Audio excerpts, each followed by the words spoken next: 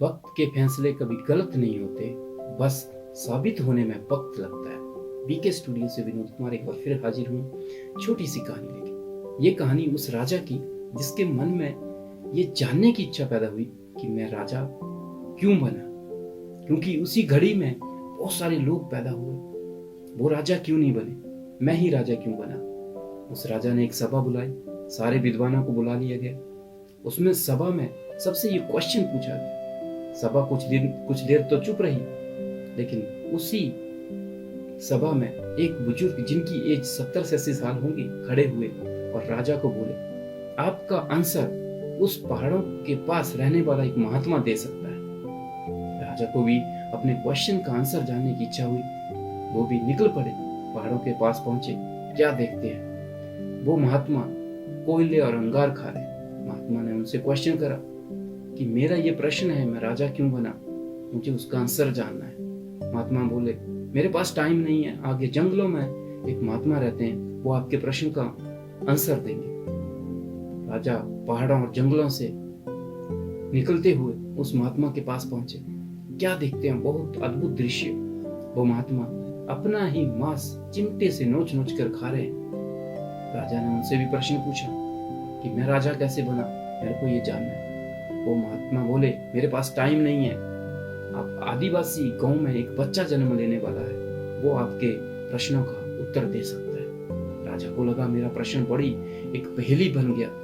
उनको जानने की बहुत इच्छा हुई। वो भी पहाड़ों जंगलों से होते हुए, कठिन रास्तों से होते हुए उस आदिवासी गांव में पहुंचे। जिस परिवार में वो बच्चा जन्म लेने वाला था, उस परिवार को पूरी कहानी सुनाई। जैसे ही बच्चा पैदा हुआ, वो बच्चा राजा की गोद में रख दिया गया। वो बच्चा भी बोला, मेरे पास भी टाइम नहीं है, लेकिन मैं आपके प्रश्न का उत्तर दे दूंगा। बच्चा बोला, बहुत जमानों पहले हम राजा हुआ करते थे। जब हम शिकार पे निकले तो हमें शिकार करते करते काफी दिन हो गए और हमारे पास राशन खत्म हो गया। हम भूख से इधर उधर भटकी रहे थे कि मैं अचानक एक आटे की थैली मिली और हमने रोटियां बना के खाने ही बैठे थे कि एक महात्मा वहां भूखे प्यासे पहुंचते हैं और वो उस भाई से रोटी मांगते हैं जो आज अंगार खा रहा है, और वो उनके पास जाते हैं कि मैं बहुत दिनों से भूखा हूँ, मुझे कुछ खाने को दे दो। तो वो भाई बोलते हैं, मैं आपको दे दूंगा तो क्या मैं खाऊंगा। आज वो कोयले खा रहे हैं। और वो दूसरे भाई के पास जाते हैं और उससे भी सेम अरदास करते हैं। वो भाई बोलता है कि मैं अगर आपको दे दूंगा तो क्या मैं मांस खाऊंगा।